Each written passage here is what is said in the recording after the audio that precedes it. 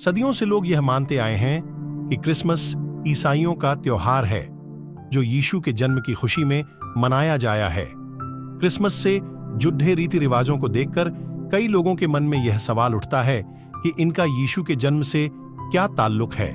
जरा Santa Claus पर गौर कीजिए। यह नाम सुनते ही हमारे मन में लाल रंग के कपड़े पहने हुए एक हंसते मुस्कुराते व्यक्ति की तस्वीर बन जाती है, जिसकी सफेद दाढ़ी है और गुलाबी गाल हैं। सेंटा क्लॉस की यह तस्वीर सन 1931 में मशहूर हुई, जब कोल्ड ड्रिंक बनाने वाली एक अमेरिकी कंपनी ने क्रिसमस के लिए विज्ञापन निकाले, जिनमें सेंटा क्लॉस ने इस तरह की पोशाक पहनी थी। सन 1950 के दशक में ब्राजील के कुछ लोगों ने उनके यहाँ की कथा कहानियों में बताए जाने वाले एक मशहूर शख्स ग्रैंडपा इंडियन को सेंटा क्लॉस की जगह देनी चाहिए। क्या वे कामयाब हुए? कार्लोस ई फैंटिनाटी नाम का एक जानकार बताता है कि सेंटा क्लॉस ने न सिर्फ ग्रैंडपा इंडियन को पीछे छोड़ दिया, बल्कि यीशु से भी ज्यादा मशहूर हो गया और 25 दिसंबर को मनाए जाने वाले जश्न की पहचान बन गया। तो जाहिर है कि सेंटा क्लॉस असल शख्स नहीं है। सेंटा क्लॉस के अलावा क्या क्रिसमस से जुड़े और भी रीति रिवाज हैं जिनका यीशु के जन्म से कोई ताल्लुक नहीं है? इसका जवाब जानने के लिए आइए आज से करीब 2000 साल पहले हुई घटनाओं पर गौर करें। यीशु की मौत के करीब 200 साल बाद तक लोग यीशु का जन्मदिन मनाने के सख्त खिलाफ थे। लेकिन क्यों? क्योंकि यीशु के शिष्यों का मानना था कि जन्मदिन मनाना एक ऐसा दस्तूर है जो गैर ईसाई धर्मों से निकला है और उन्हें इसे बिल्कुल भी नहीं मानना चाहिए। दरअसल बाइबल में कहीं भी यीशु के जन्म की तारीख नहीं दी गई है।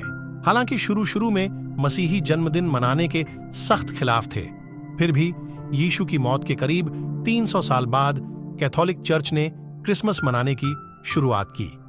उन्होंने ऐसा क्यों किया? दरअसल उस जमाने में रोम के लोग दिसंबर के आखिरी हफ्तों में बहुत धूमधाम से अपने धार्मिक त्योहार मनाते थे। ये त्योहार और रोमी धर्म दोनों ही बहुत प्रचलित थे।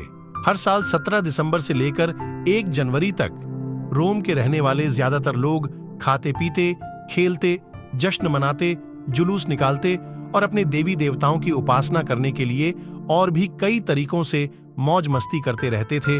और 25 दिसंबर को वे सूर्य का जन्मदिन मनाते थे। लेकिन चर्च के लोग इन लोगों को अपनी तरफ आकर्षित करना चाहते थे, इसलिए उन्होंने उसी दिन को यीशु के जन्मदिन के तौर पर मनाने का फैसला किया।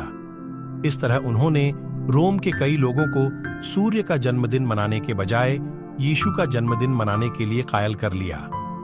इस बारे में सेंटा क्लॉस की जीवनी अंग्रेजी नाम की किताब कहती है कि इस तरह रोम के लोग, क्या इस बात से कोई फर्क पड़ता है? बिल्कुल, क्योंकि इससे परमेश्वर और उसके बेटे यीशु मसीह की तौहीन होती है। इस बारे में बाइबल हमसे ये सवाल करती है, नेकी के साथ दुराचार का क्या मेल, या रोशनी के साथ अंधेरे की क्या साझेदारी?